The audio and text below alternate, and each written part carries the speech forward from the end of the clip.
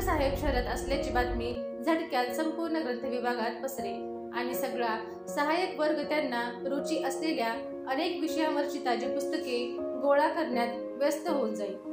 Doctor Babasaheb आंबेडकरांना पुस्तकांशी व ग्रंथांशी किती प्रेम होते हे आपल्या सर्वांनाच माहिती आहे।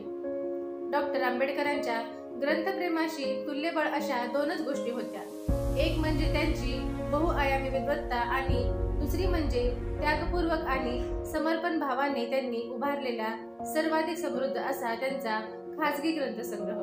बाबासाहेबांनी थॅकरांकडून आपल्या पुस्तकांच्या मानधनापोटी संपूर्णतः रोख रक्कम कधीच उचलली नाही। त्यांच्या जवळपास सगळ्याच पुस्तकांची उत्तम विक्री झाली आणि त्यांच्या अनेकानेक आवृत्त्या निघाल्या। त्यांनी आपले मानधन स्वतःच्या ग्रंथालयासाठी नवनव्या ग्रंथाच्या स्वरूपात घेतले। एकदा तर असे झाले होते की त्यांनी केलेली ग्रंथ खरेदी त्यांच्या संचित मानधनापेक्षा बरेच जास्त झाली। डॉक्टर साहेब शहरात असल्याची बातमी झटक्यात संपूर्ण ग्रंथ विभागात पसरे आणि सगळा सहाय्यक वर्ग त्यांना रुची असलेल्या अनेक विषयांवरची ताजी पुस्तके गोळा करण्यात व्यस्त होऊन जाईल।